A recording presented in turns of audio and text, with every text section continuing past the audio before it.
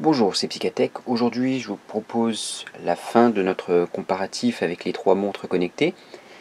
Je vous ai proposé le test de la Sony Smartwatch 2, de la Pebble et de la Galaxy Gear. Maintenant, je vous propose un comparatif entre les trois pour savoir laquelle choisir en fonction de vos besoins.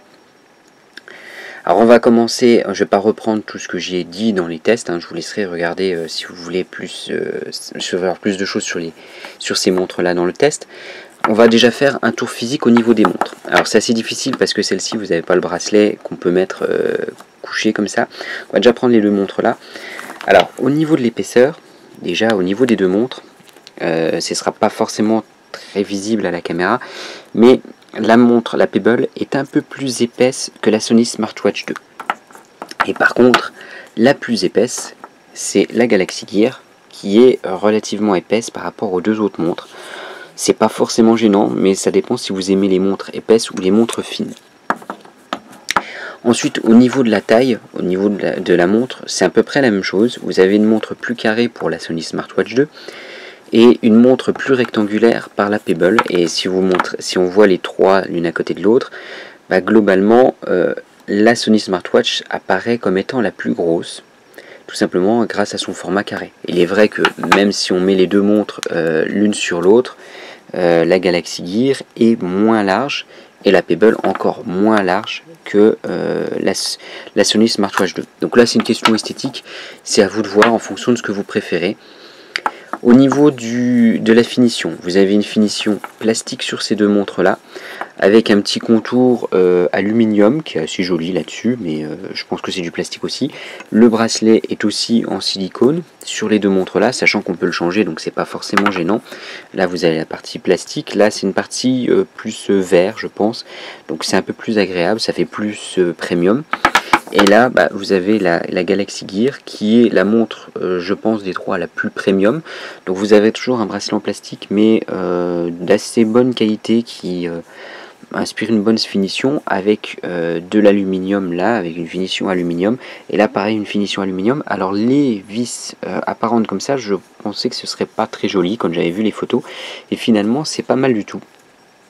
Donc pour moi, ça ne me gêne pas du tout. Alors par contre, le bracelet, contrairement surtout à la Sony Smartwatch 2, vous ne pouvez pas le changer, tout simplement à cause du micro et à cause de l'appareil photo, tout est fixé. Premier point de choix, l'autonomie. Je dirais que quand vous avez une montre connectée, ce qui va importer le plus en premier lieu, c'est l'autonomie. La Sony Smartwatch 2 va tenir 2 à 3 jours, tandis que les deux autres montres, donc que ce soit la Galaxy Gear ou la Pebble, vont tenir 4 à 5 jours. Ça fait quand même une nette différence. Néanmoins, ce qui va jouer dans l'autonomie, et vous rechargez la batterie tous les 2 jours, c'est pas forcément gênant. Surtout que la Sony Smartwatch 2 est la seule qui dispose d'un port de connexion de recharge classique. Vous prenez un micro USB comme vous avez sur votre smartphone.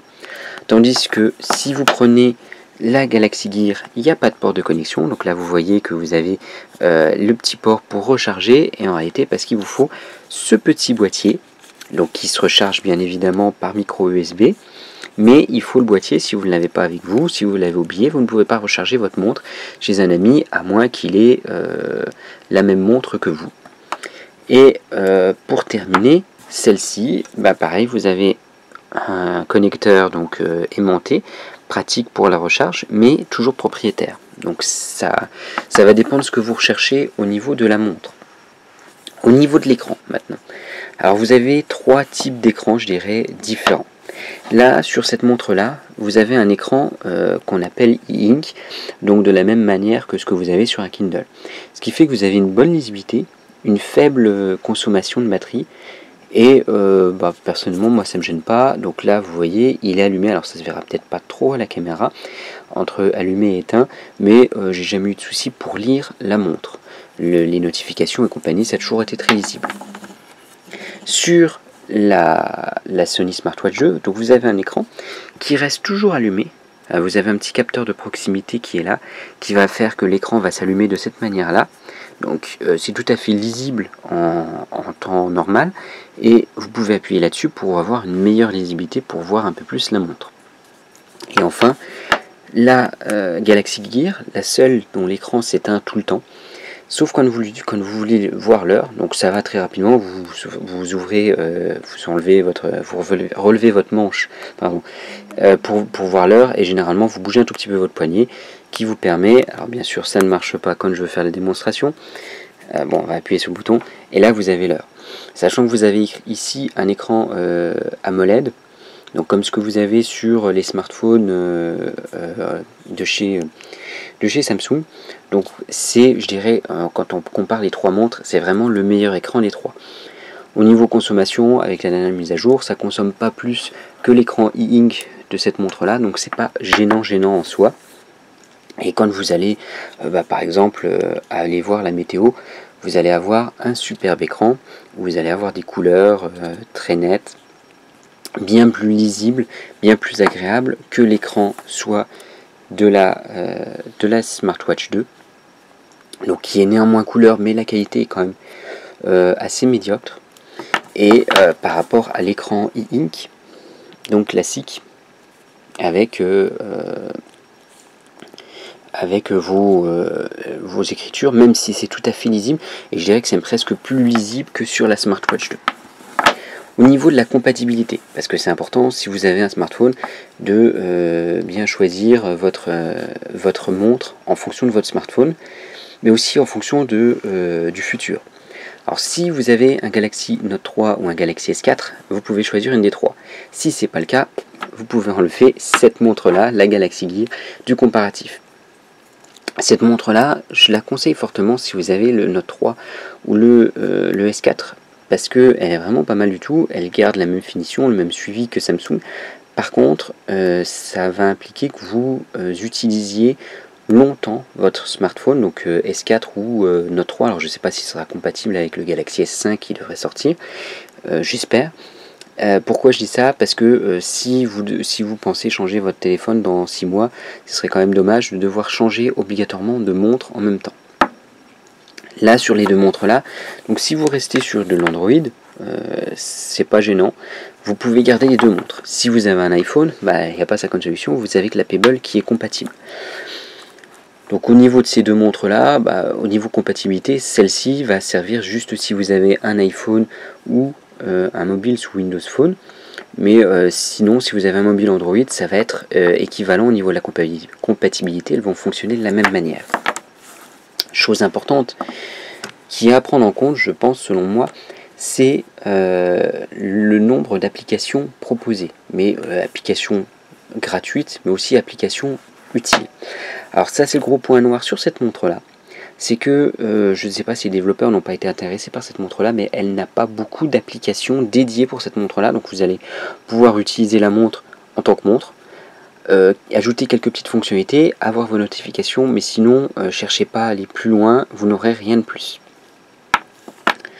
Celle-ci, c'est un peu mieux, vous avez un peu plus d'applications, un peu plus suivi. Alors peut-être parce qu'ils ont fait des offres promotionnelles lors de la sortie du Galaxy Note 3 en l'offrant ou l'offrant d'autres personnes. Donc il y a pas mal de développeurs qui ont quand même développé de nombreuses applications. Par exemple, vous pouvez personnaliser vos montres, ce que vous ne pouvez pas vraiment sur la Sony Smartwatch 2. Donc ça, c'est un peu mieux. Néanmoins, elle manque quand même pas mal d'applications. Après, il faudra voir si, quand la version qui la remplacera sortira, si les applications sont compatibles pour les deux montres. Ça, c'est la question qu'il faut se poser. Mais vous pouvez faire un peu plus de choses quand même que la Sony Smartwatch 2. Et la Pebble, bon là c'est la reine, c'est celle qui est la plus suivie, qui a la plus grande communauté. Je vous referai d'ailleurs une vidéo sur la version 2 du Pebble avec le Pebble Store.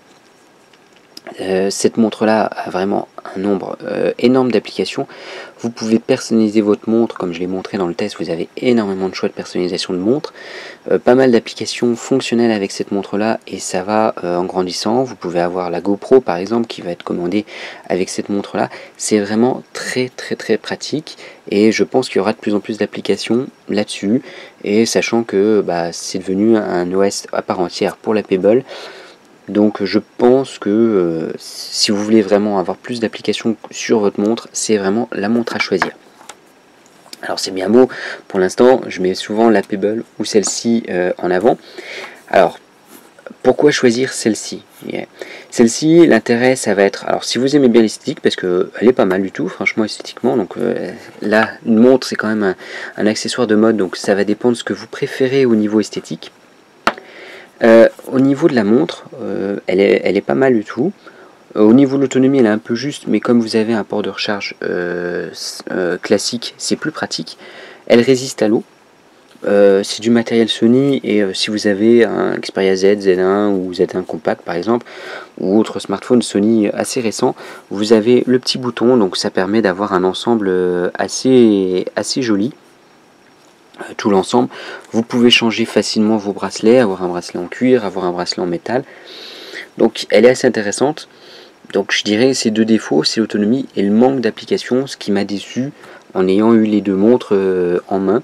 Sinon c'est une très bonne montre, j'ai rien à dire dessus, et surtout c'est celle qui risque d'être la moins chère des trois. Vous pouvez arriver à trouver à 120-130 euros, tandis que les autres vont être plutôt à 150 euros, et celle-ci avec l'offre de remboursement. La Galaxy Gear, c'est une très bonne montre. Je dirais que son principal défaut, c'est son manque de compatibilité, c'est-à-dire qu'elle ne fonctionne qu'avec le Galaxy Note 3 et le Galaxy S4 pour l'instant, et elle risque de ne fonctionner qu'avec les mobiles Samsung. Donc si vous n'aimez pas forcément Samsung, ou si vous pensez vouloir changer, comme moi je change assez souvent de smartphone, et pas forcément reprendre obligatoirement du Samsung, c'est le gros défaut de cette montre là. Je m'accommode du chargeur obligatoire, vu qu'elle tient quand même 5 jours d'autonomie. L'écran est très bon.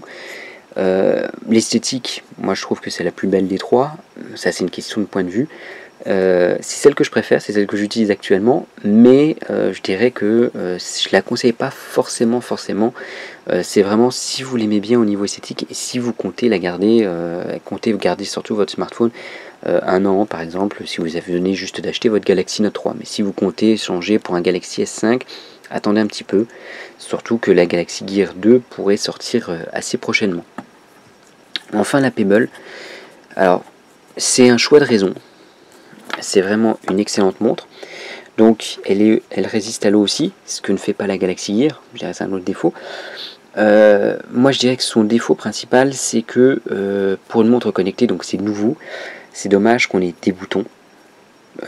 C'est pas forcément gênant au niveau esthétique. Au niveau utilisation, on peut s'y accommoder aussi, mais j'aime moins personnellement. Je préférerais avoir un écran tactile. L'écran noir et blanc, c'est aussi un petit peu un retour en arrière, on peut se dire. Après je dirais c'est franchement pas forcément gênant, et vu le choix d'application qu'il y a sur cette montre là, et vu que elle va tenir au moins encore un an avant d'avoir sa remplaçante, je dirais que c'est vraiment le choix de raison. Si vous voulez vraiment une montre connectée, c'est je pense la meilleure, celle qui a le moins de compromis à faire. Donc je crois que j'ai fini le comparatif. Donc au niveau tarif, on arrive à 120 euros à peu près sur celle-ci, en fonction des tarifs qu'on arrive à avoir. Celle-ci, ça dépend, puisque je ne sais pas si on a les frais de douane ou sans les frais de douane, donc on peut arriver soit au même prix que celle-ci, soit, bon, pour simplifier, si vous l'achetez en France, à 150 euros. Et celle-ci coûte à peu près 250 euros, mais vous avez 100 euros de remboursé jusqu'au 31 mars. Donc on arrive à peu près les trois montres au même prix. Au niveau esthétique, j'espère que vous verrez bien dans la vidéo les différences esthétiques. Et puis je vous conseille, surtout pour celle-ci et celle-ci, vous risquez de l'avoir en magasin. Celle-ci sera un peu plus difficile, mais certains critiquent la version plastique. Moi personnellement, je trouve pas mal du tout. Et si vous recherchez un tout petit peu, par exemple sur eBay, vous verrez pas mal de petits stickers que vous pouvez mettre autour. Et du coup, elle est assez personnalisable, et elle a pas mal de couleurs. Au niveau des choix, et la noire est vraiment très classe. Moi j'aime beaucoup. Je dirais que le dernier point à prendre en compte, c'est la pérennité des montres. Pas au niveau de la compatibilité des mobiles, mais savoir si elles vont changer. Alors celle-ci, la Galaxy Gear, on parle beaucoup de la Galaxy Gear 2, alors avec un écran souple par exemple. Je ne sais pas trop quand elle va sortir. Peut-être qu'elle sera annoncée au même moment que le Galaxy S5. Donc selon les dernières informations, ce serait le 24 février prochain. Donc je vous conseillerais fortement d'attendre au moins cette date-là pour savoir si elle va être changée tout de suite, ou s'ils vont attendre septembre par exemple, ou attendre que la montre de chez Apple sorte. Mais l'acheter tout de suite, ce serait pas forcément très intéressant, surtout que l'offre de remboursement de 100 € est valable jusqu'à fin mars. Chez Sony, la Smartwatch 2 est sortie en septembre, comme celle-ci d'ailleurs, à peu près en même temps. Je dirais que je pense que Sony va pas mettre à jour avant septembre sa montre. Clairement, ils vont attendre un petit peu, elle fonctionne bien, et il faut attendre que le marché se lance pas mal et qu'on ait pas mal de développeurs pour qu'ils proposent quelque chose d'amélioré par rapport à cette montre-là. Et la Pebble enfin, bon bah la Pebble, la nouvelle version, donc la version Steel, donc qui est le modèle haut de gamme avec un ensemble, un boîtier en métal, tout en métal, que j'aime moyennement, mais bon après ça c'est une question de goût, vient juste d'être annoncé, donc ça veut dire que celle-ci ne sera pas remplacée avant 1 an. Donc vous pouvez l'acheter les yeux fermés. Voilà, j'ai tout dit sur le test de ces montres connectées.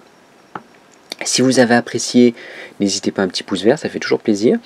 N'hésitez pas à poser des questions dans les commentaires, éventuellement si vous voulez avoir quelques vues différentes sur les montres pour vraiment comparer, parce que c'est assez difficile, moi j'ai les 3 montres, je les vois bien, mais vous verrez peut-être pas ce que vous cherchez dans la vidéo, donc je peux éventuellement refaire une petite vidéo montrant différemment les montres, ou sur le poignet, ou autre, comme vous le souhaitez.